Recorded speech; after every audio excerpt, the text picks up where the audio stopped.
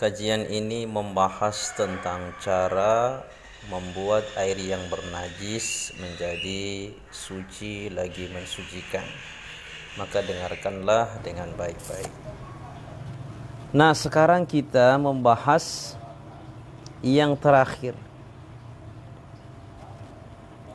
Air yang bernajis itu bisakah menjadi suci lagi mensucikan? Bagi yang punya kitab yang live dengan yang di sini ya. Kalau ada yang nonton ya, halaman 64. Bisakah air yang bernajis itu menjadi suci lagi mensucikan? Nah, itulah pentingnya mengaji fikih ini. Turuqu tatahiril ma'in najisi yakunu tatahiruhu bi thalathi turuqin. Ada beberapa metode yang bisa digunakan untuk mensucikan air yang bernajis itu. Berarti jawabannya ketika ada orang bertanya, bisakah air yang bernajis dibuat menjadi suci lagi mensucikan? Bisa. Jawabannya apa Ustaz Jalan? Bisa. Nah, tapi apakah cukup sampai di situ? Tentu orang tidak bisa mengamalkannya kalau tidak dikasih tahu metodenya itu. Jawabannya bisa, sekarang caranya bagaimana? Karena setiap masalah pasti ada jalan keluarnya. Dan orang yang bertakwa dijanjikan oleh Allah banyak jalan keluar dari setiap masalah yang dihadapi. Wa may yattaqillaha yaj'al lahu makhraja. Siapa yang bertakwa kepada Allah, maka Allah jadikan setiap masalah dia ada jalan keluarnya. Kita semua punya masalah, tapi perbedaan kita semua menyikapi masalah itu. Ada yang memiliki cara cepat, ada yang tak menemukan caranya, sehingga dia sepertinya tidak ridho dengan ujian dari Allah itu. Itu jangan sempat kita demikian. Di sini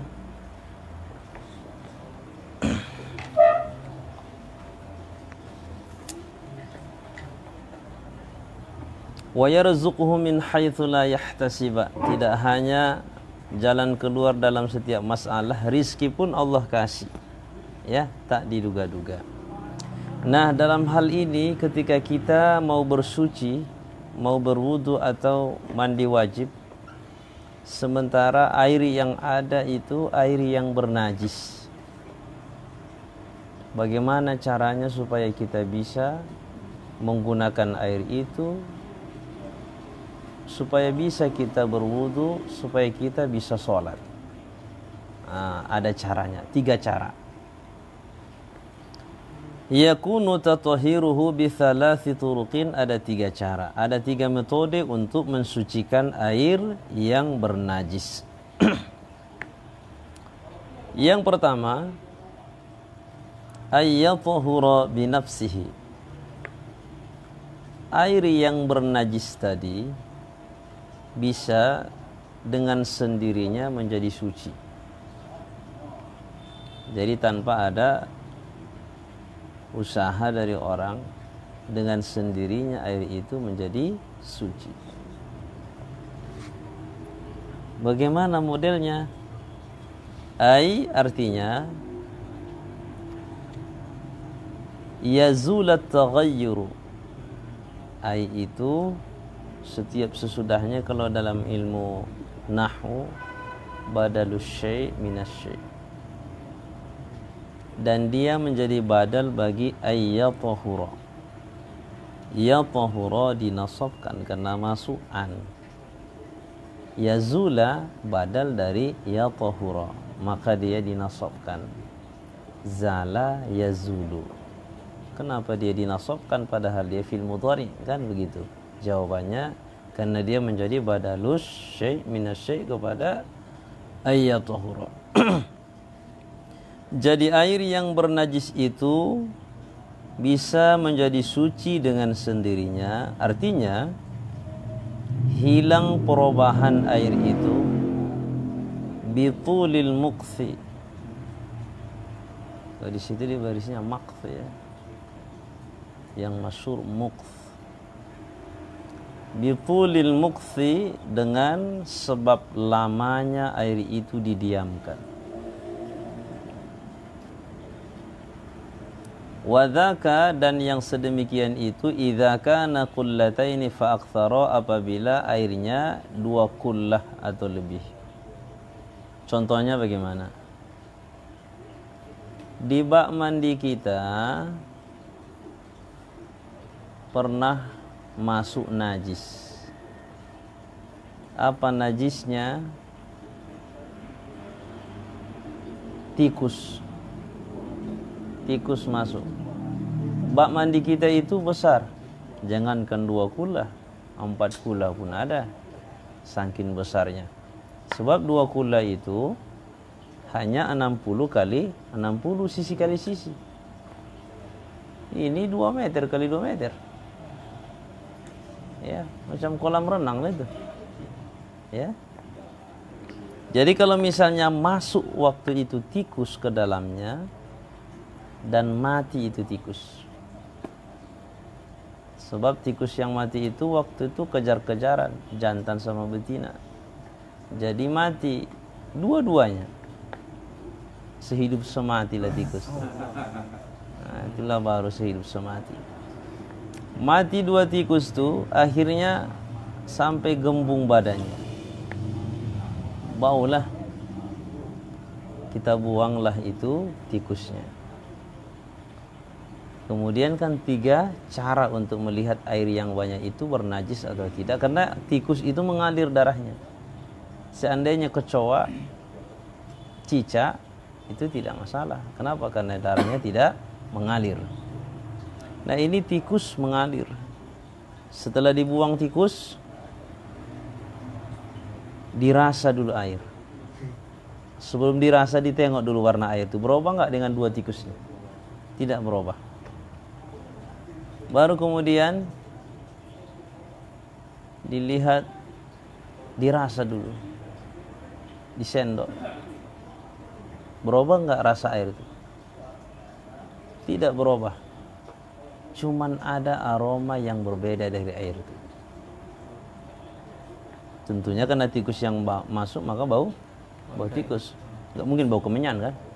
Nah jadi berarti air yang 2 kula itu sudah bernajis dengan sebab rasa baunya sudah berubah. Walaupun tidak berubah warna dan rasanya. Tapi kalau baunya berubah, rasanya otomatis pun berubah itu. Nah jadi setelah kejadian itu bertepatan dia pulang kampung. Kenapa pulang kampung? Karena ada salah satu dari keluarganya yang meninggal dunia. Pergi pulang kampung. Rumah dikunci, nggak ada orang yang masuk lagi ke dalam rumah. Nah di kampung dia ada beberapa hari. Hari pertama, 2, 3, 4, 5, 6 sampai 7. Sudah 7 hari, keluarganya memohon jangan pulang. Tunggu sampai 40 hari. Kan ada acara 40 hari. Sampai 40 hari, baru kemudian balik lagi dia ke rumahnya. Begitu sampai di rumah, airnya tadi 2 kula kan? Tengok warna, kan awalnya ditinggalkan bernajis. Ambil kursi dalam. Jadi airnya sudah bernajis ketika dia meninggalkan. Sekarang dia pulang setelah 40 hari dia tinggalkan rumah bersama dengan airnya. Tengok warna, biasa. Dicium, dirasa, dah hilang itu baunya. Tidak ada lagi baunya. Nah itulah makanya air yang tadi bernajis menjadilah dia suci lagi mensucikan. Kenapa? Karena perubahan itu hilang dengan sendirinya. Tidak ada usaha dia di situ kan? Baik. Itu yang pertama. Jadi airnya bernajis, berubah dia menjadi suci lagi mensucikan dengan catatan perubahan itu hilang dengan sendirinya. Itu cara yang pertama atau gambaran pertama, air yang bernajis kemudian menjadi suci lagi, mensucikan. Yang kedua, ayyatahura bi idafatil ma'i 'alaihi wa yakuna ba'da dhalika qullatayn fa akthar. Wa hadha ma yusamma bil mukatharati wa la yatahuru bi idafati najisin 'alaihi kabaulin. Yang kedua, ini kan ceritanya jangan lepas dari yang awal, air bernajis. Yang kedua ini airnya bernajis tidak sampai 2 kullah. Jadi kita sebut saja di bak mandi kita yang ukuran 60 cm kali 60 cm. Dia sudah bernajis. Kenapa? Karena jelas najis masuk ke dalamnya. Kalau airnya tidak 2 kullah, tidak usah dilihat warna, bau dan rasa, enggak ada cerita lagi. Begitu masuk najis yang mengalir darahnya, kalau dia hewan mati, tapi mati ya, bukan hidup. Kalau tikus melompat dia kena air itu tidak najis. Karena hewan yang tak boleh dimakan, dia berubah menjadi bangkai dan najis ketika dia mati. Ular boleh dimakan? Enggak boleh dimakan. Walaupun suka dia ular. Ya. Seandainya kita sholat dililit ular leher kita, mungkin ularnya itu sudah jinak. Dia sholat saja terus. Ular itu tidak dianggap najis. Sepanjang di badannya jangan ada najis. Kita lihat. Ini ularnya bersih. Jadi di saat kita sholat dia melilit badan, sholat kita sah. Karena ular waktu itu belum dianggap najis karena dia hidup. Tapi ketika dia melilit badan kita, bertepatan ularnya itu bukan ular yang dipelihara, ular liar. Si Khalil punya zikir. Zikir bisa membunuh hewan berbisa. Begitu dililit ular tuh, saat dia sholat, lilitan pertama ular masih hidup, sholatnya terus sah. Tetapi ketika lilitan yang kedua sudah semakin keras, si Khalil membaca doa. Doanya dalam hati. Mati ular itu. Mati. Dia pun memang hampir mati juga di waktu itu kan. Nah, jadi tapi ularnya duluan mati. Begitu mati ular, dia tidak membuangkan. Biasa dia sholat. Sholatnya batal. Kenapa? Karena ular sudah menjadi najis. Maka sholat batal. Kenapa? Dalam sholat tidak boleh kita menanggung najis. Beda halnya dengan disenggol najis. Disenggol, ular mati dari atas, disenggolnya kita, nggak masalah. Tapi kalau dia sudah menimpa badan kita, bersama dengan badan kita, maka kita menanggung najis, maka secara otomatis sholat kita menjadi batal.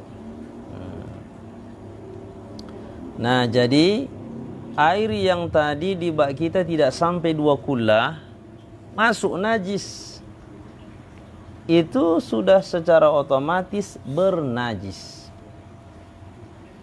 Kenapa? Karena tidak sampai 2 kullah.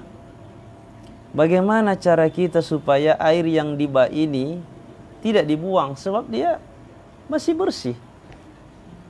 Dia masih bersih. Lalu bagaimana ini? Air susah. Keran kita itu kalau dihidupin pelan, untuk bisa menampung air sebanyak itu membutuhkan waktu berjam. Bagaimana caranya air itu tetap bisa digunakan walaupun air itu sudah bernajis?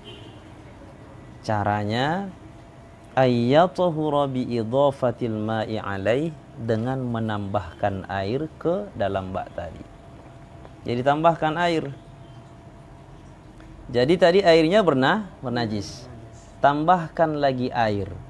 Apakah air yang ditambahkan itu air yang musta'mal atau air yang suci lagi mensucikan? Bahkan airnya itu sekalipun bernajis dengan bernajis dicampurkan, maka penuh 2 kula. Sudah 2 kula dia kan? Nah, air itu wa yakuna ba'da dzalika qullataini fa aktsar, dengan setelah kita tambahkan air ke air yang bernajis tadi yang kurang 2 kula, kita tambahkan. Begitu kita tambahkan 2-3 ember air, maka lebihlah 2 kula. Air itu menjadi suci lagi mensucikan. Cuman kalau yang dimasukkan air yang bernajis, harus dipastikan warna, bau dan rasa tidak berubah. Itu kuncinya. Wa hadza ma yusamma bil mukatharati. Ini dinamakan dengan bil mukatharah, memperbanyak air. Ya. Berlomba untuk memperbanyak air. Tetapi catatannya di ujung, wala yatahuru bi idhafati najisin alaihi kabaulin. Tidak bisa air yang bernajis tadi, kan air itu tak sampai 2 kula. Kalau dihitung berapa lagi kurangnya supaya 2 kula? 1 gayung lagi. 1 gayung lagi kurangnya cuman supaya 2 kula. Bagaimana caranya? Orang itu di dalam kamar ada 10 orang laki-laki. Nampaknya harus kita akali. Gimana caranya? Pipis dulu. Yang 10 orang itu disuruh pipis. Pipis satu. Akhirnya 2 gayung. Ya. Dicampurkan ke air tadi. Wala yatahuru bi idhafati najisin alaihi kabaulin. Tidak bisa air itu menjadi suci walaupun sudah lebih dari 2 kula, kalau yang dijadikan campurannya air seni. Enggak boleh. Paham kan? Itu enggak boleh.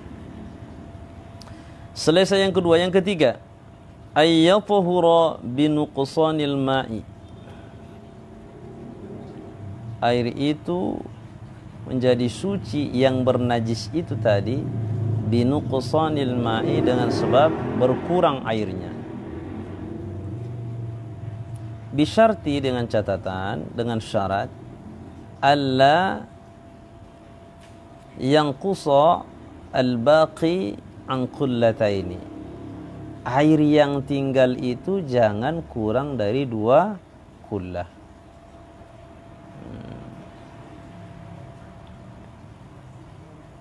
Jadi dengan berkurang air itu, maka air yang 2 kullah tadi bisa menjadi suci, dikurangi airnya.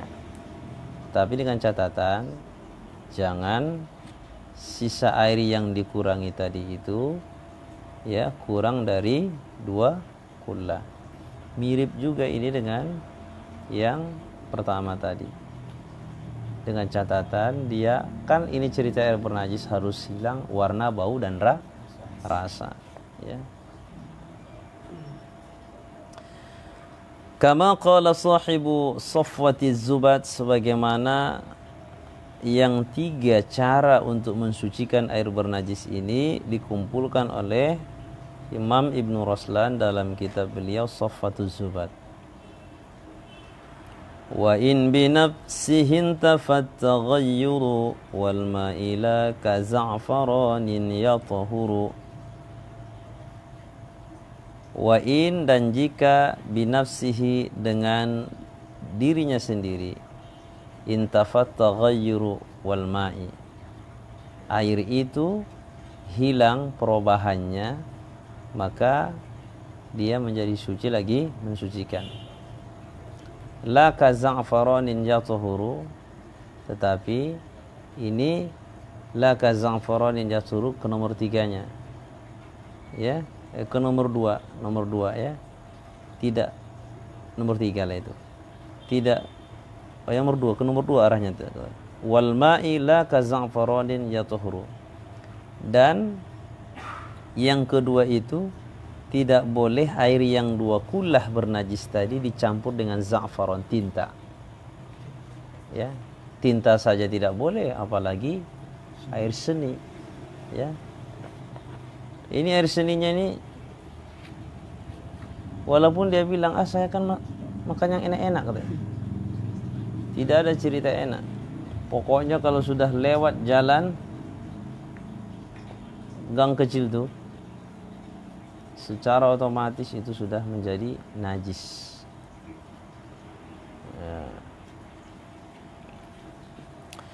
Nah, sekarang kita memasuki masail fil ma'i. Ada beberapa masalah tentang air, pertanyaan-pertanyaan tentang air. Ada beberapa pertanyaan. Nanti kalau ada orang yang bertanya harus bisa menjawabnya. Yang pertama, soalnya, lana ghuslun wajibun. Bagaimana tuan kalau misalkan ada sebuah pertanyaan? Apa pertanyaannya? Lana ghuslun wajibun. Kami memiliki kewajiban untuk mandi. Itu dulu. Berarti wajib mandi. Awudu'un wajibun. Atau kami diwajibkan berwudu. Berarti ada dua keadaan. Wajib mandi, wajib berwudu. Wa ma'uhuma ghairu musta'malin. Tetapi ketika kami mandi, ketika kami berwudu yang wajib itu ditampung airnya, tidak menjadi air musta'mal.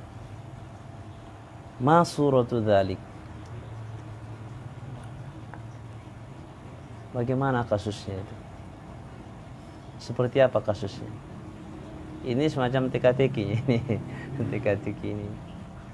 Ya. Kan sudah kita bahas sebelumnya, yang membuat air yang suci lagi mensucikan itu menjadi musta'mal apabila dia tidak sampai dua kula, basuhan berwudu kita yang wajib itu kembali ke airnya. Kalau basuhan kedua, ketiga itu sekiranya ditampung, itu tidak ada masalah. Yang membuat musta'mal basuhan pertama. Tetapi ingat, kapan disebut basuhan pertama? Di saat kita membasuh wajah, air yang pertama kita tuangkan belum penuh rata wajah itu. Air kedua belum penuh, siraman ketiga baru rata kena air, itu tiga-tiga masih dianggap satu itu. Jadi supaya dihitung basuhan pertama rata semuanya, setelah itu baru ada hitungan kedua, ketiga, selanjutnya. Sepanjang masih dia hitungan pertama berarti basuhan wajib. Kita tampung, ini namanya air musta'mal. Ya. Seandainya masuk lagi ke ember, ada ember yang tak sampai dua kula, maka itu air menjadi musta'mal. Beda halnya kita di kamar mandi berwudu, ada percikan sedikit yang tak kita sengaja dan itu tidak bisa dielakkan, itu dimaafkan. Tak apalah harus berwudu di kamar mandi yang ukuran 1 meter, kalau 1 meter keluar dulu dari bawah, itu nyiksa diri, ya. Bagaimana kira-kira gambarannya? Ini jelas, mandi wajib, wudu wajib. Tapi airnya ditampung, tidak musta'mal air tersebut. Masih bisa lagi digunakan untuk berwudu. Suratuhu, kasusnya itu, gambarannya. Idza nadhara ghuslan masnunan itu adalah kasus bagi seseorang apabila dia bernazar mandi terhadap yang disunnahkan. Kan ada beberapa mandi itu yang disunnahkan. Ka ghuslil jumu'ati, seperti mandi di hari Jumat. Sengaja aku mandi di hari Jumat ini karena Allah Ta'ala, itu hukumnya sunnah.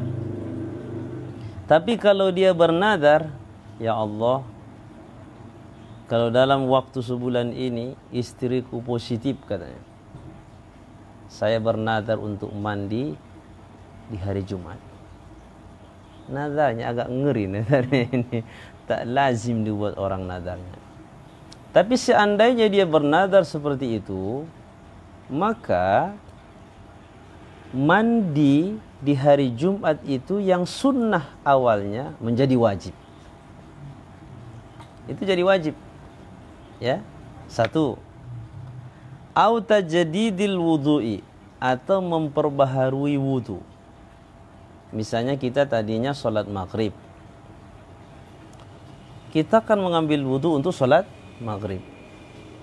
Azan muadzin di masjid, Allahu Akbar, Allahu Akbar. Wudu kita belum batal. Wudu kita tidak batal. Kemudian kita berwudu. Tetapi di saat kita mau berwudu, jangan buang air kecil sebelumnya. Kalau buang air kecil, buang air besar, itu otomatis wudunya batal. Berarti wudu yang baru lagi.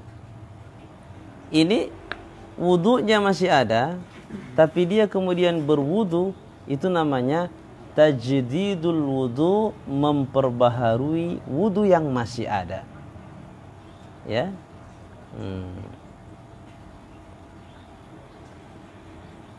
Fahuma fardhani. Ya.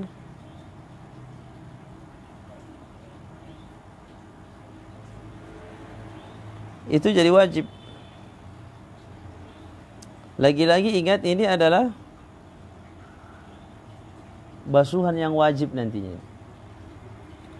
Wa ma'uhuma ghairu musta'malin, tapi air keduanya itu tajdidul wudu dengan mandi wajib, mandi yang dinazarkan tadi, itu airnya ditampung, tampung saja airnya itu. Tampung airnya, air tersebut suci lagi mensucikan. Kenapa? Li'annahuma lam yarfa'al hadatha, karena mandi yang dinazarkan untuk mandi hari Jumat tadi dan tajdidul wudu tadi tidak menghilangkan hadas. Bagaimana dia menghilangkan hadas di tajdidul wudu sementara dia tidak berhadas? Satu. Kemudian mandi wajib tadi, mandi yang dinadarkannya tadi untuk di hari Jumat, itu awalnya sunnah. Mandi sunnah itu tidak membuat air menjadi musta'mal. Maka air yang digunakan untuk mandi nadarnya di hari Jumat tadi, tampung saja, maka itu air suci lagi mensucikan. Wa wujubuhuma aridun. Dua-duanya itu wajib. Mandi yang dinadarkan di hari Jumat wajib. Tajdidul wudu wajib karena dinadarkan. Berarti dua-dua dinadarkannya ya. Itu dinadarkannya menjadi wajib, tapi wajibnya itu aridun, bukan wajib yang asli, tapi dia wajib yang mendatang. Sama ceritanya dengan haram. Ada haram dzati, ada haram aridi. Kalau dzati memang dari sononya dia sudah haram. Tapi kalau dia aridi, mendatang, awalnya dia tidak haram, tapi karena ada sebab-sebab dia kemudian menjadi haram. Ya. Wal ibratu bil asli. Dalam kaidahnya, yang dianggap itu adalah yang asli, asalnya. Mandi di hari Jumat asalnya sunnah. Tajdidul wudu asalnya sunnah. Dinadarkan wajib, itu wajibnya wajib aridi, wajib mendatang. Satu kasus. Kasus kedua, pertanyaan. Berarti sudah bisa menjawabnya ya? Sebenarnya ini penting dikaji. Ada masanya nanti kajian seperti ini kita butuhkan. Iyalah sekarang ini ngapain dikaji-kaji yang seperti ini? Orang air banyak katanya. Nanti ada masanya air sedikit. Kalau air sedikit bagaimana solusi dalam fikih? Begini tadi. Tampung saja air itu. Ya. Banyak yang saat ini kita anggap permasalahan itu sepele, tapi ada masanya nanti jawaban itu dibutuhkan. Ya. Ada baru-baru ini saya dengar katanya mengaji fikih itu membuat keterlambatan kaum muslim. Orang yang mengatakan demikian itu tandanya dia tidak tahu fikih. Fikih ini penting dalam hidup. Bukan berarti mengaji fikih ini melupakan modernisasi. Modernisasi dalam artian yang positif. Jadi bukan mengaji seperti ini melupakan perkembangan umat. Jadi kalau dibenturkan ngaji fikih tidak akan bisa membahas sains. Ya iya saat ini nggak dibahas sains. Karena nggak dibutuhkan pada saat membahas fikih seperti ini bahasanya. Ilmu sains. Tapi ada masanya ulama itu bidangnya sains bahas.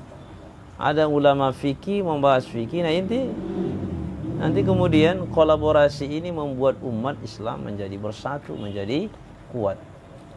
Jadi jangan dipisah-pisahkan. Islam ini menyatu. Kita bisa mendengar musik itu menjadi enak. Itu karena kolaborasi dari beberapa alat. Ya, ada alat ini, malah botol pun dilaga-laganya jadi enak. Kenapa? Ada kolaborasi dengan alat musik yang lain. Ya, itu adalah bagian dari seni. Ya, kalau misalkan mari kita hadiri ada di sana pesta, hiburannya sangat luar biasa. Tapi botol cuma alatnya itu kan tidak bagus kedengaran itu. Kenapa? Karena dia tidak berkolaborasi dengan yang lain. Kalau dibuat orang tuh, apa itu kakak? Apa itu? Oh KB. Apa itu KB? Keyboard botol katanya. Oh. Bukan keluarga berencana, rupanya keyboard botol, ya. Baik. Sekarang kita beralih ke permasalahan yang kedua. Lana ma'un mutanajjisun fi awanin muta'addidatin jama'naha fi ina'in wahidin. Fama hukmu hadzal ma'i? Tuan katanya, iya. Kami memiliki air, tapi airnya itu bernajis. Fi awanin muta'addidatin, di bejana-bejana atau tempat-tempat yang banyak. Kita sebut saja ember atau kaleng cat. Ada kaleng cat yang agak besar kan? 5 liter. 5 liter itu berapa liter tuh? Yang putih ujung. Tak sempat pula saya menghitung liternya waktu itu. Karena banyak di rumah Ustaz. Ya, jadi kaleng itu tidak sampai 2 kulet. Kecil itu kan? Ada 10 kaleng. Atau kita sebut saja 20 kaleng. Atau 30 kaleng. Ya. Tapi semuanya bernajis. Kenapa bernajis? Bagaimana bisa sebanyak itu bernajis? Ada anjing yang menjilati satu persatu dari kaleng itu. Kan itu bisa saja terjadi. Kita belum jumpa dengan anjing nakal. Ada anjing nakal. Ya, dijilatinya. Itu najis. Asal dia jilat yang tidak sampai 2 kula, maka itu pernah. Dan kita melihatnya jelas. Cuman kita tidak berani untuk menggertaknya. Kenapa? Anjing gila. Jangan main-main sama anjing gila. Ketika kita digigitnya kena rabies nanti kita pun macam orang gila. Tapi segila-gilanya orang yang digigit anjing gila, mereka tidak mau menikam ulama. Sayangnya ada orang yang mengatakan gila ditikamnya ulama. Itu tidak masuk akal tuh, ya. Kalau mau menikam banyak yang mau ditikam. Kenapa mesti harus yang baik-baik, kan? Nah, jadi yang kedua ini, tadinya mereka memiliki air yang banyak, tetapi air itu semuanya bernajis di bejana yang berbeda-beda. Semuanya bernajis. Lalu kemudian kami kumpulkan menjadi satu tempat. Setelah dikumpulkan air yang beberapa kaleng tadi, yang tidak sampai 2 kullah per bejana, digabungkan. Jangankan 2 kullah, 3 kullah pun sampai. Pertanyaannya, fama hukmu hadzal ma'i? Apa hukum air tersebut? Mana status airnya? Kira-kira kalau Ustaz Jalal ditanya, jawabannya cuma sebelum kita lanjut. Bisa jadi suci. Karena dia lebih dari 20. Luar biasa, belum sampai dah terjawab ya. Belum sampai dah terjawab. Jawabannya, idza balaghal qullataini, apabila air yang dikumpulkan itu sampai 2 kullah, walam yataghayyar, dan tidak ada perubahan. Cuman dijilatnya tadi tidak ada perubahan. Tidak ada perubahan. Warna, bau, rasa tidak berubah. Ya. Kalau begitu model airnya, fatahurun, maka air itu menjadi bersih. Walau furiqa ba'da dzalik, meskipun setelah disatukan tadi yang bernajis itu menjadi 2 kullah, dimasukkan lagi ke kaleng masing-masing. Itu kan? Jadi membuat dia jadi suci lagi mensucikan, satukan. Kemudian balikkan ke kaleng masing-masing. Semuanya menjadi suci lagi mensucikan. Macam ecek-ecek lah ini katanya.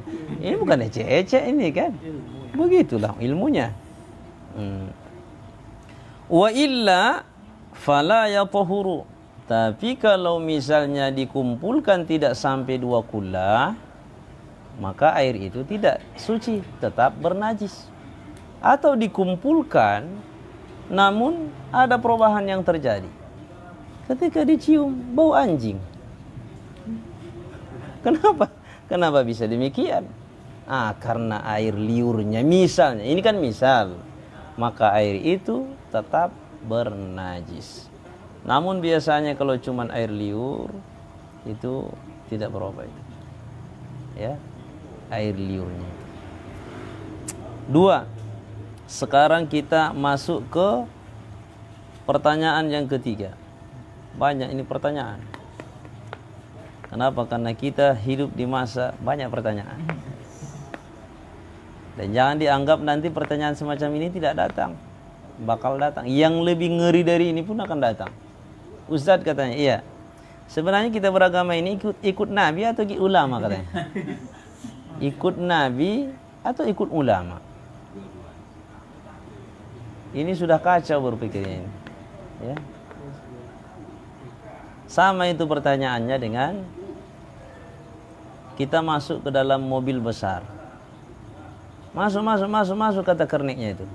Dia bertanya, sebenarnya kita ikut supir atau ikut kernek nih katanya. Ngapain ditanya demikian? Kernek itu kan utusan dari supirnya. Udah masuk katanya berarti mau berangkat. Tidak mesti harus supir yang bilang. Ya. Jadi ulama ini pun sudah jelas disebut Nabi al-ulama'u warasatul anbiya. Ulama pewaris Nabi. Jadi Nabi tidak mewariskan harta, tapi yang diwariskan adalah ilmu. Dari Nabi ke sahabat tabi'in. Tabi'in sampai ke kitanya. Jadi kita mengaji ini sebenarnya ini dari Nabi. Walaupun yang kita baca ini karya ulama, tapi tidak mungkin ulama bisa melahirkan karya, membuat kajian seperti ini kalau dia tidak mengarungi, menyelami sumbernya, yaitu Al-Quran dan Sunnah. Jadi sudah ada kekacauan dalam berpikir. Akhirnya apa? Dibenturkan. Orang-orang yang baru hijrah, orang-orang yang baru taubat, ketika dibenturkan, ikut ulama atau ikut Nabi? Ya jelas ikut Nabi katanya. Ikut Nabi, ikut Quran hadis atau kata ulama ini katanya. Pertanyaannya yang tidak betul, pernyataan itu yang tidak betul ya. Nah, jadi harus diluruskan. Yang ketiga ini, masuratu ma'in balagha mi'ata kullatin walakinnahu najisun ma'a annahu lam yataghayyar. Ini banyak orang yang tak sadar ini. Apalah bentuk air yang sudah sampai 100 kullah? Bukan 2 kullah lagi, 100 kullah itu air. Banyak kan? Ceritanya kan 2 kullah air tidak bisa lagi dinajisi oleh siapapun. Tetap suci airnya sepanjang tidak berubah warna, bau dan rasa. Ini airnya 100 kullah. Ya. Warnanya, baunya, rasanya tidak ada yang berubah. Tapi 100 kullah itu disebut air bernajis. Gimana ini? Kembali ke Ustaz Jalal. Kira-kira ada nggak kasusnya itu Ustaz Jalal? Ada. Luar biasa. Belum terjawab langsung dapat ada. Ya memang begitu, karena ada lah itu kan. Ada, betul ada itu. Airnya lebih dari 2 kullah, kita sebut saja 100 kullah. 100 kullah air itu, warnanya, baunya, rasanya tidak ada yang berubah. Jelas, bersih. Sepintas mata ini air suci lagi mensucikan. Tapi nyatanya semua air yang 100 kullah atau lebih itu hukumnya bernajis. Kalau bernajis tak bisa digunakan mandi, tak bisa digunakan berwudu. Mandi wajib tak sah dengan air itu. Berwudu juga tidak sah. Bagaimana gambarnya? Sekarang kita melihat rupanya dulu. Suratul Dzalik. Model yang demikian fil ma'il jari, di air yang mengalir. Sudah ada kita singgung pada pertemuan yang lalu. Irigasi sawah, kita sebut saja irigasi sawah. Sawah itu kan sejauh-jauh mata memandang. Sejauh-jauh mata memandang. Apalagi dulu. Sekarang yang berkurang di daerah kita sana, sawah sudah berubah menjadi sawit, menjadi karet. Ya, kalau di perkotaan sawah sudah berubah menjadi pertapakan rumah. Nah, itu. Jadi dulunya itu sawah luas dan ada irigasi yang sangat panjang. Dan irigasi itu dalamnya tidak sampai 60 cm, lebarnya tidak sampai 60 cm, tapi airnya mengalir lebih dari 3 kilo.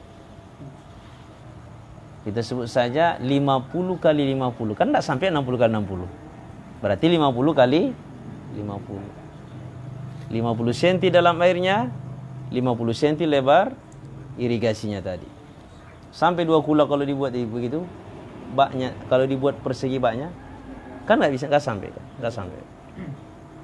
Itu air terus mengalir. Bi ayyakuna fil majra najasatun waqifatun.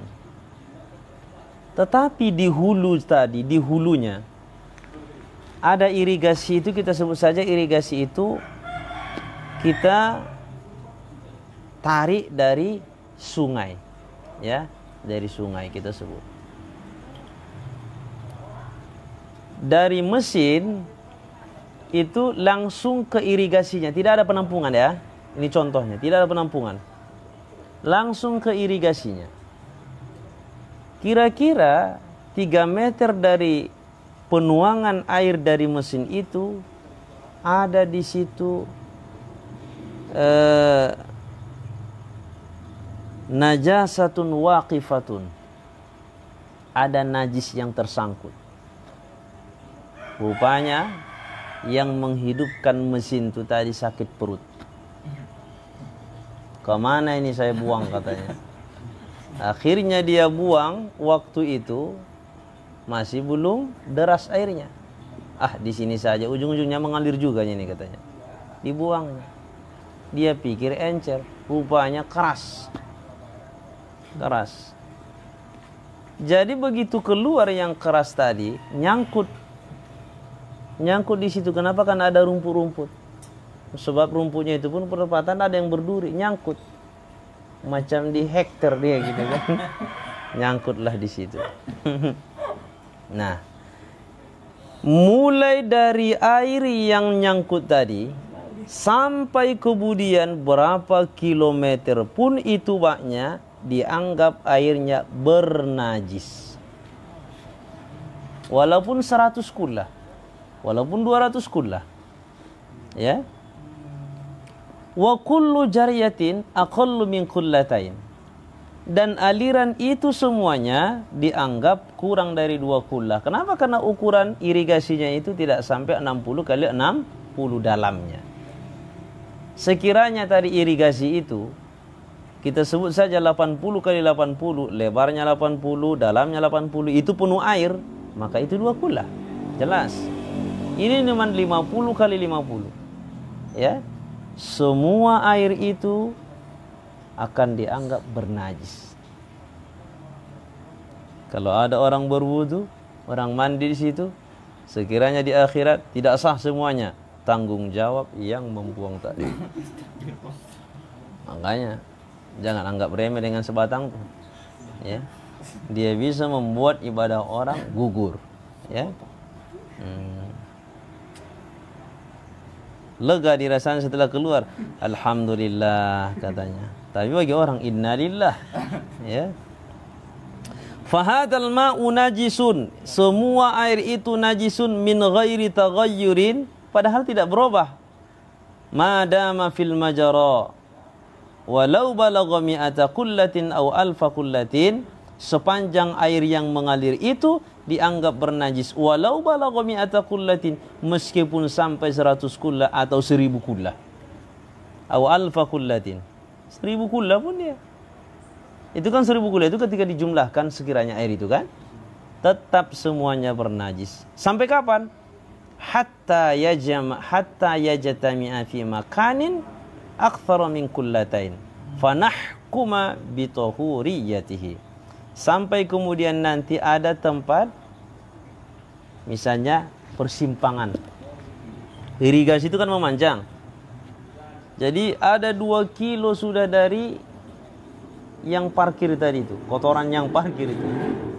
Ada beberapa kilo itu dianggap bernajis semuanya, tapi nanti ke ukuran 5 kilo baru nanti ada perempatan. Membagi irigasi ke sawah sebelah kiri, sawah sebelah kanan. Nah, di sini dibuat agak besar. Ya. Berarti di sinilah nanti bertahan airnya baru sampai 2 kullah. Nah, bertepatan dalamnya di situ 3 kali 3. 1 meter lah kita sebut, 1 meter kali 3 di situ simpangnya, pengkolannya, ya gitu kan. Nah, di situ. Kalau sudah di situ, seandainya pun yang dibuang wak tadi terapung-terapung di situ, itu tetap suci lagi mensucikan. Kenapa? Karena airnya itu sudah lebih dari 2 kullah yang tak bisa dirubah oleh najis tadi ya. Sepanjang najis itu tidak merubah warna, bau dan rasa. Kalau cuma sepergelangan kan tidak merubah itu. Apalagi dia bukunya baru makan biji rambutan ditelaninya. Ya keras lah itu. Nah, jadi itu gambarannya. Nah, hati-hati ini kalau misalnya di kampung-kampung ini, ya. Di kolam nggak? Kalau di kolam kan bertahan airnya, perbuatan buang airnya itu berdosa. Tapi airnya itu sepanjang lebih dari 2 kullah, berwudu saja dengan itu. Cuman ketika berwudu dia datang, geser bilang gitu. Geser. Ini bukan lahan ente bilang itu kan, lahan saya ini bilang. Itu yang ketiga. Yang keempat, terakhir. Ma suratu ma aidi yasihhu at-tatahuru bihima infiradan tama'an ijtama'a yajtami'u ijtima'an infarada yanfaridu infiradan. bihi manfiradan lajtima'an. Ya. Apa bentuk dua air? Yasihhu tatahuru bihima, sah bersuci dengan dua air itu sepanjang dua air yang dimaksudkan itu dipisah. Contoh yang sederhananya kita buat saja. Ada dua air dalam bejana, ya. Dua air ini kalau satu-satu boleh digunakan, tapi kalau dikumpulkan tidak sah digunakan lagi untuk bersuci. Cuman itu kan. Oh, gambarannya begini. Suratul Dzalik, keadaan yang dimaksudkan dalam pertanyaan keempat ini, idza turiha ma'un tahurun mutaghayyirun bima fi maqarrihi aw mamarrihi. Apabila dituangkan air yang suci, lagi air itu sudah berubah. Ya. Sekali lagi, apabila dituangkan air atau dibuangkan air yang suci, dia berubah dengan apa yang ada fi maqarrihi, di tempat air itu, au mamarrihi, atau tempat ngalirnya air itu. Jadi contohnya begini.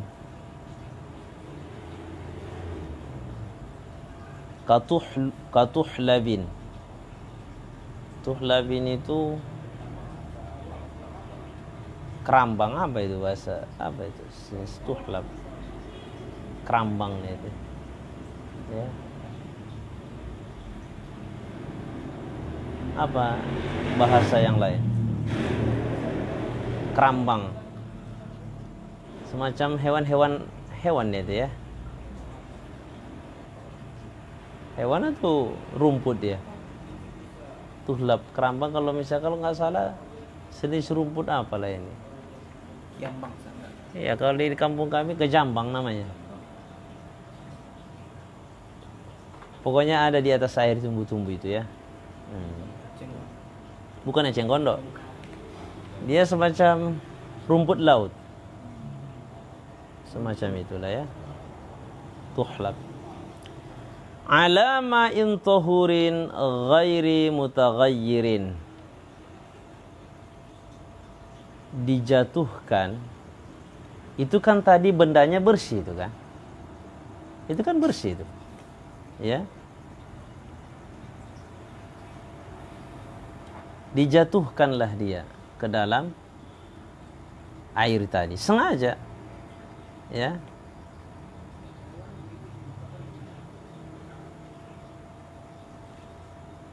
Fataghayyara bihi, maka dengan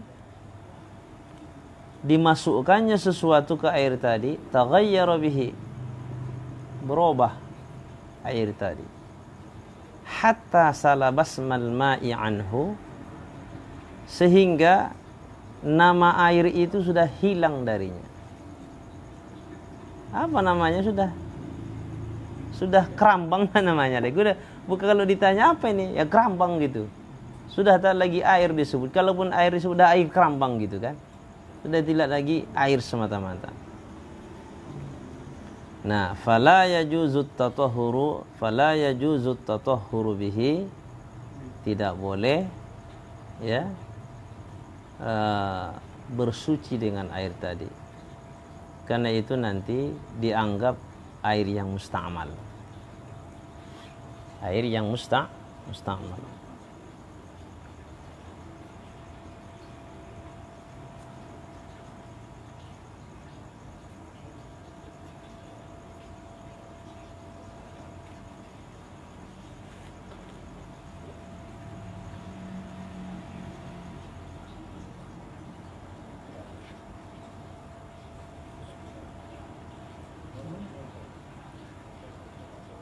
Jadi rupa yang dimaksudkan dua air tadi begini.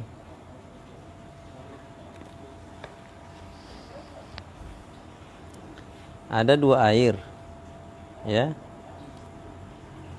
Ada dua air, yang satu suci lagi mensucikan. Nah, kemudian ada air yang ada kecambangnya, gerambang tadi ya. Kita sebut saja di ember lah. Kita ambil air dari yang ada kecambang tadi ya. Ini ceritanya di kampung lah ini. Bayangkan saya di kampung. Ambil ember. Di kolam tadi ada semacam kecambang tadi kan. Kan diambil airnya. Ambil airnya? Ya. Ambil airnya. Itu kan air. Air yang campur kecambang. Angkat ke atas. Kemudian ada air yang tidak ada kecambangnya, itu bersih. Di sini kan tadi disebutkan kalau berwudu dengan berwudu dengan ember itu satu persatu digunakan sah wudunya. Paham? Kita ambil tadi air itu kan ada kecambangnya. Kita angkat ke atas. Kita boleh berwudu dengan ini. Satu lagi airnya bersih. Air yang tidak ada campuran dengan apapun. Ya. Atau bisa saja ada campurannya sama kayak gitu statusnya. Air yang ada kecambang juga. Ini kan sudah dua ember ini. Sama-sama bercampur dengan benda yang ada kecambangnya. Berwudu dengan air yang di ember ini boleh. Berwudu dengan air yang di ember ini boleh. Tapi kalau digabungkan tidak boleh. Kenapa? Karena di situ ceritanya sudah seolah dianggap mencampurkan air tadi dengan campuran yang suci, yaitu kecambang tadi. Ya, mustakmal jadinya. Bisa dipahami? Satu-satu boleh infiradan. Tapi ketika digabungkan, itu kesannya sudah mencampurkan air ini dengan kecambang yang ada di sini. Sama halnya dengan air yang dicampur dengan air bunga mawar. Bunga melati, bunga mawar potong-potong di atas air itu. Tak sampai 2 kula. Aduk dengan bunga tadi. Maka air itu menjadi air mawar. Mustakmal itu jadinya. Dicampur dengan benda yang suci, mustakmal. Sebegitulah nanti modelnya kalau misalkan digabungkan dia. Ke situ arahnya. Ya. Lianna hadha at-taghayyura yastaghni al-ma'u anhu. Karena perubahan ini terkaya atau tidak berhajat air kepadanya. Nah, jadi modelnya tadi seperti yang kita sebutkan itu ya. Namun demikian, hadza 'inda ar-Ramli wa amma 'inda Ibnu Hajarin fayajuzu. Namun gambaran yang keempat ini dipisahkan boleh, kalau digabung tak boleh. Atau satu-satu bejana itu boleh digunakan, ya. Tapi kalau digabung tidak boleh. Ini menurut Imam Ar-Ramli. Tetapi menurut Imam Ibnu Hajar tidak masalah, boleh tetap. Nah, ketika bertentangan pendapat Imam Ibnu Hajar dan Imam Ar-Ramli, maka pendapat yang dikuatkan dan yang dimenangkan itu adalah pendapat Imam Ibnu Hajar. Imam Ar-Rafi'i berbeda pendapat dengan Imam An-Nawawi, maka yang dikuatkan adalah pendapat Imam An-Nawawi. Itulah pembahasan kita. Mudah-mudahan bermanfaat. Ya. Semakin kita mengaji, semakin nampak kekurangan ilmu kita. Ternyata masih banyak lagi yang tak kita ketahui. Ya. Sebelum tutup ada yang mau ditanya? Ya. Izin, Ustaz. Ya. Tadi penjelasan Ustaz yang ada airnya lebih dari 100 sula tadi kan, di hulunya itu ada batuan, bersih jernih airnya, jadi keranwarnya panjang sekali. Kita nggak tahu ada di situ kotoran. Apakah kita tidak sah wudhu gitu kan? Ketidaktahuan itu tidak berhubung dengan hukum juga. Oh iya. Kita tidak tahu gitu. Yang berdosa itu yang buang hajat tadi. Itu Baik. yang pertama. Satu lagi, kalau ular tadi yang melilit tadi kan, udah ada doanya, zikirnya itu bisa mati. Ular tadi, jadi tidak sah karena dianggap bangkai. Umpamanya kita ini sholat, ada anak-anak yang belum akal balik, jadi dia menempel sama kita, dia belum disunat. Apakah itu termasuk membatalkan sholat kita? Baik. Yang pertama tadi, kalau kita tahu atau ada orang yang mengasih tahu. Kalau tidak ada orang yang mengasih tahu, atau ada yang tahu kotoran di situ, tapi dia tidak tahu kajian dan tidak terbuka hatinya untuk mengasih tahu. Lagian ngapain dia kasih tahu? Di sana ada balok katanya kan? Nggak mungkin. Itu nggak penting bagi dia. Nah, jadi kalau kita tidak tahu, tidak ada yang mengasih tahu, ya udah. La yukallifullahu nafsan illa wus'aha. Jadi lanjutlah. Tapi ketika digunakan tadi air yang tadi itu sholat, ku tengok dulu air ke sana. Makin deras ku tengok nih katanya.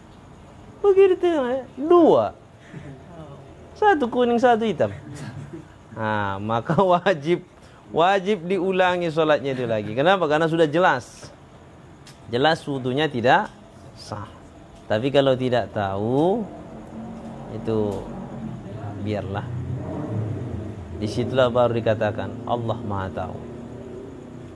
Nah, kemudian yang kedua terkait dengan anak-anak. Sunnah itu hukumnya bagi kita laki-laki wajib. Supaya apa? Supaya hilang najis di dalamnya. Karena orang yang tak dikhitan, dia berkuluf namanya. Kulfah. Kuluf itu najis. Dan kuluf itu tidak hilang kalau tidak dikhitan. Maka khitan itu selain dari syariat yang dibawa oleh Nabi, secara medis dia sehat. Maka orang yang tak mengimani Al-Quran, yang tak mengimani Nabi pun, banyak yang membenarkan khitan itu betul-betul bermanfaat untuk kesehatan. Sehingga orang-orang yang tidak Islam pun banyak yang berkhitan. Tapi dia berkhitan bukan atas tuntutan syariat. Dia berkhitan karena ingin hidup sehat. Itu saja. Nah, anak-anak yang belum dikhitan itu ada dua pendapat. Pendapat yang mu'tamad bahwa anak yang belum dikhitan tadi masih ada kulufnya. Dia tidak membersihkan. Lagi ya, mana bisa dibersihkan, orang masih tertutup. Masih ada kuncinya. Nah, jadi itu dianggap dia bernajis, membawa najis. Jadi kalau misalnya dia kita gendong, maka kita menanggung najis. Salat kita jadi batal. Tapi kalau cuma disenggol anak, salat kita tidak batal. Kapan disebut menanggung? Ketika kita bergerak, dia ikut bergerak. Itu baru disebut menanggung. Hamlun namanya, menanggung. Gendonglah. Kita gendong. Kalau kita ruku, dia pun ikut ruku, sujud. Nah, lalu bagaimana dengan cucu Nabi? Kan selalu dikaitkan dengan cucu Nabi, Hasan Husain radhiyallahu ta'ala anhuma. Jadi cucu Nabi waktu itu, ketika Nabi sholat, datang mereka ke punggung Nabi. Dan haturan menurut biasanya Nabi sudah bangkit dari sujud, tapi Nabi memperlama sujud itu. Kenapa? Karena dia tahu bahwa cucunya sedang berbahagia di punggung Nabi saat sholat. Itu sayangnya Nabi. Sekali lagi ini membuktikan bahwa Nabi sadar dalam sholat. Jadi kalau ada orang mengatakan khusyuk dalam sholat itu, jangan lagi ada yang kedengaran katanya. Sepanjang kita masih bisa mendengar suara di luar, maka itu tidak khusyuk. Jawabannya kalau ada orang sholat sudah tidak mendengar lagi, itu sudah tidur. Maka tidur tidak sah sholatnya, batal sholatnya. Ya, sedap tidur tuh. Mengaji tidur sedap kali. Tidur. Makanya kalau saya ngajar, kalau ada pengajian ada yang tidur, saya itu nggak mau membangunkan. Kenapa? Mungkin saat mengaji inilah dia tidur sangat nyenyak. Tapi kita doakan, Allahumma hdi hadzal qaum fa innahum la ya'lamun, ya. Ya Allah, tunjuki kaum ini, dia belum tahu manfaat mengaji itu sebesar apa, gitu kan. Nah, jadi kembali ke masalah yang tadi, cucu Nabi tadi sadar, ya, sadar sholat. Tidak ada lagi umat Nabi yang lebih khusyuk sholatnya dari Nabi. Nabi sadar dia dinaiki oleh cucunya. Beliau sadar bahwa ada jamaah yang punya anak kecil menangis, dipercepat oleh Nabi sholatnya. Nah, ini sudah terbantahkan kalau ada orang mengatakan kalau masih kita dengarnya suara orang nggak khusyuk, itu katanya. Itu nggak betul. Nah, jadi cucu Nabi waktu itu sudah dikhitan. Karena orang Arab biasanya di situ di hari dikurbankan, diakikahkan sekaligus dikhitan. Kalau kita ada yang sudah SMP baru dikhitan, pas pula bidan desa yang mau mengkhitannya. Mana yang mau dikhitan? Ini, katanya. Ini mau dikhitan atau mau diapa ini, katanya kan? Dan itu bagi kita hal yang biasa. Khitan lama-lama nggak jadi masalah. Berapa tahun umur dikhitan? SD. Kelas 6. Sekitar situ. Udah besar itu. Badannya maksudnya udah besar itu kan. Saya kelas 3 SD. Jadi orang-orang Arab itu cepat dia khitan. Jadi ketika dia khitan, maka otomatis kuluf sudah hilang. Maka cucu Nabi waktu itu sudah dikhitan, sudah berlari-lari. Ya, waktu kecil jadi khitan. Jadi tidak membawa najis. Ya. Nah, maka hati-hati sekarang. Walaupun sudah dikhitan katanya, iya sudah dikhitan, tapi kan anak bapak itu pakai pempes kan? Udah bocor berapa kali pempes tuh? Kita gendong, batal. Karena dia juga membawa najis. Jadi, menurut pendapat yang mu'tamad, ketika kita menggendong anak yang belum dikhitan, maka kita sholatnya batal, sebab kita menanggung atau menggendong, membawa yang bernajis. Tapi ada pendapat yang lemah. Seandainya pun kita gendong anak-anak yang belum dikhitan, itu tidak batal sholat kita. Kenapa? Apa bedanya kuluf itu dengan yang di perut? Di perut itu pun ada kotoran. Ada kotoran di situ. Ada air seni, ada air besar. Cacing pun banyak di situ. Nah, ini semuanya kan najis. Jadi kata mereka, kalau yang di perut saja yang banyak najis itu tidak dianggap sebagai najis yang membatalkan sholat, apatah lagi dengan kuluf yang masih tertutup pada badan anak kecil. Tapi ini pendapat lemah. Kalau seandainya anak kita masih kecil, tidak ada yang menjaga, kalau dilepaskan nanti dia bisa jatuh, maka ikuti pendapat yang kecil, yang lemah ini untuk diri sendiri, ya, bukan untuk difatwakan. Itu boleh. Solusinya demikian. Itulah dia. Selesai.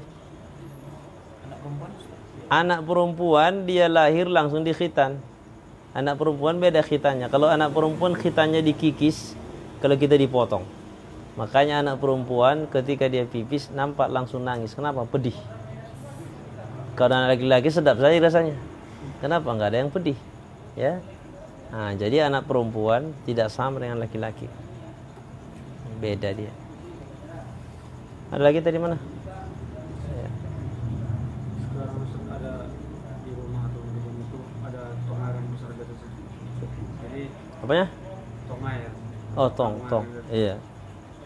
Nanti pas itu ada tikus mati dalam itu. Ya. Jadi bagaimana pas dia mau sholat dia berwudu dengan air itu. Ya. Tapi air itu ada 2 kula. Lebih dari 2 kula. Kalau airnya lebih dari 2 kula, jangankan tikus, biawak pun mati di situ. Sepanjang warna, bau dan rasa tidak berubah, itu tidak mempengaruhi status air. Dia tetap suci, lagi mensucikan. Cuman kan jorok, itu saja kan. Jorok. Nah, jadi dibuanglah dia. Jadi tetap sah. Tapi kalau misalnya berwudu, lain saya rasa baunya ini katanya. Air karat Biasa tapi ini kok bau busuk katanya kan. Nah, itu tidak boleh. Karat enggak masalah. Karat itu kan sama mujawir namanya. Sama dengan tanah. Kecuali karatnya dijatuhkan sengaja. Nah, itu beda lagi kan. Nah, begitulah dia statusnya. Terus ada lagi? Nabi Muhammad bersampaikan artinya, siapa saja yang sholatnya tidak mencegahnya dari perbuatan keji dan munkar, tidaklah sholatnya itu menghasilkan sesuatu selain menyembah di Allah. Itu ada di dalam surah Al-Ankabut, firman Allah ayat 45. Utlu ma uhiya ilaika minal kitabi wa aqimis shalah. Innas salata tanha 'anil fahsya'i wal munkar. Sesungguhnya salat tanha 'anil fahsya'i wal munkar, bisa mencegah orang yang salat itu anil fahsya'i wal munkar, supaya jauh dari perbuatan fahsya dan munkar. Ya, kalau sehari-hari kita maksiat terus, salat kita terus, itu salah satu tanda salat kita belum makbul. Ini ilmu fikih bisa digunakan sebagai sarana untuk mendeteksi salat itu sah atau tidak. Dan memang kesanggupan manusia, ilmu kita ini terbatas. Ya, ada ilmu qadim, ada ilmu hadis. Ilmu kita hadis. Hadis itu artinya baharu. Dan ilmu kita ada yang doruri, ada nadhuri. Doruri tak penting berpikir, dah dapat langsung. Nadhuri harus menggunakan analisa untuk mendapatkan sebuah jawaban. Nah, jadi fikih ini bagian dari ilmu yang wajib kita pelajari. Ada syarat, ada rukun, ada yang membatalkan, ada sunnah-sunnah, itu kita pelajari. Terkait dengan sholat, apa syarat sah sholat, apa rukun-rukun sholat, apa yang membatalkan sholat, itu dipelajari. Ya, ketika itu kita pelajari, kemudian ada sholat seseorang yang tidak pas, dalam artian sholatnya itu dia tidak berwudu, padahal wudu itu adalah syarat sah sholat. Syarat itu artinya mesti ada sebelum sholat dimulai sampai berakhirnya sholat. Tidak ada, dia tidak berwudu. Apakah ada udzur? Tidak, biasa saja. Maka kita bisa langsung mengatakan sholatnya tidak sah. Kenapa? Karena bertentangan dengan ilmu syariat. Tapi kalau dia berwudu, dia lengkapi semuanya, rukun sholat, syarat sah sholat, dia lengkap semuanya. Nah, dia sudah tahu. Macam kita sudah belajar kita. Di sholat kita betul-betul sholat yang memang ada ilmunya.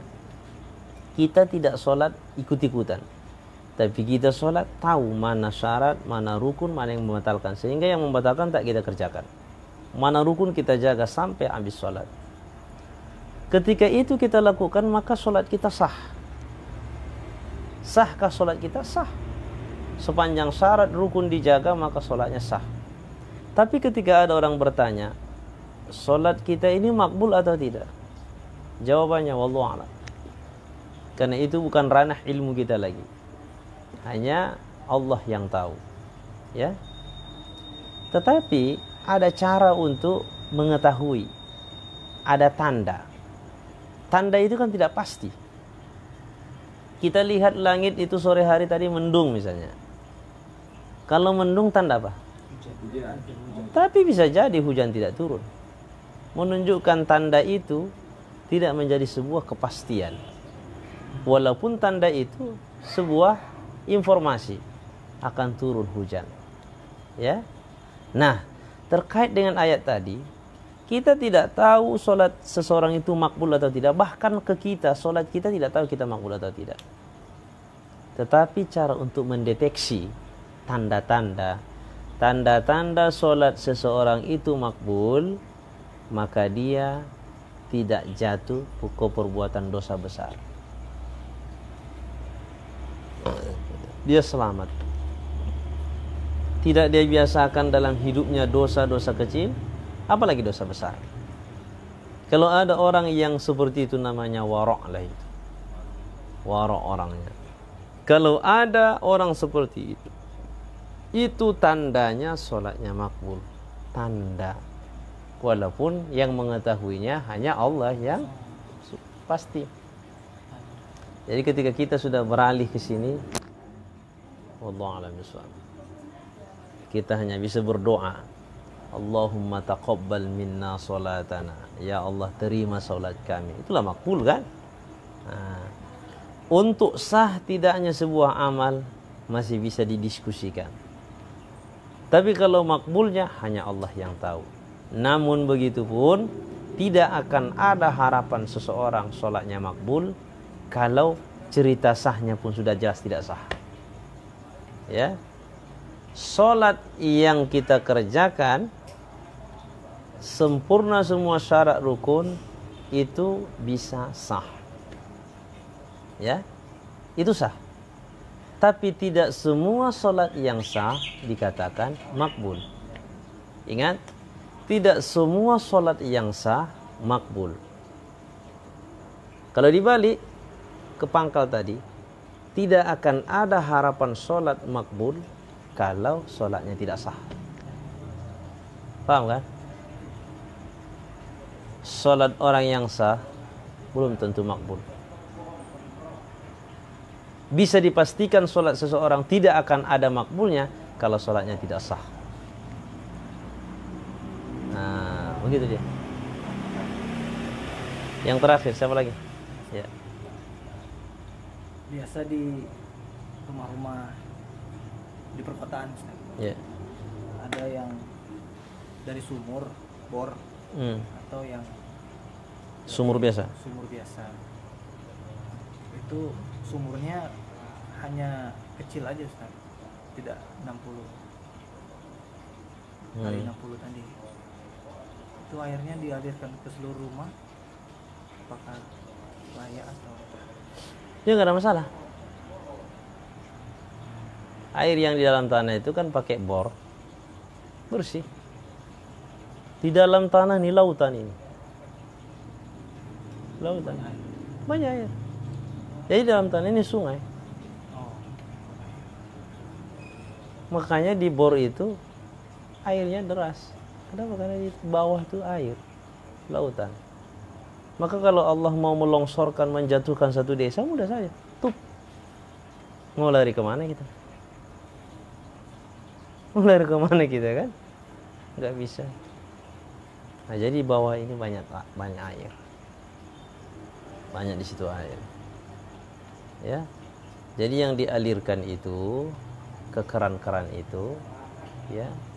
Maka biasanya kalaupun dari sumur bor itu pasti pada umumnya tidak kita pastikan. Pada umumnya ada penampungan. Kan nggak bisa kalau nggak ada penampungan. Harus dari sumur bor ke penampungan. Penampungannya itu lebih 2 pula. Tirta Nadi itu misalnya. Tirta Nadi kan ada penampungan. Di Tirta Nadi itu ada penampungan, dari situ kemudian sampai ke berbagai daerah, tempat-tempat. Kalau langsung dari sumur bor itu pasti bisanya mungkin cuma satu rumah. Ya, misalnya kita hidupin airnya bisa kan? Kalau untuk semua tak sanggup dia itu. Maka ada penampungan namanya. Penampungan. Gimana? Sudah? Itu saja pengajian kita. Mudah-mudahan apa yang dikaji ini menambah keimanan dan keilmuan kita semuanya. Amin ya rabbal alamin. Subhanakallahumma bihamdik asyhadu an la ilaha illa anta astaghfiruka wa atubu ilaik. Alhamdulillahi rabbil alamin wassalatu wassalamu ala asyrafil anbiya'i wal mursalin wa ala alihi wa sahbihi ajma'in. Allahumma anfa'na bima 'allamtana wa 'allimna ma yanfa'una warzuqna 'ilman yanfa'una bi rahmatika ya arhamar rahimin. Allahumma faqihna fid din wa 'allimna at-ta'wil.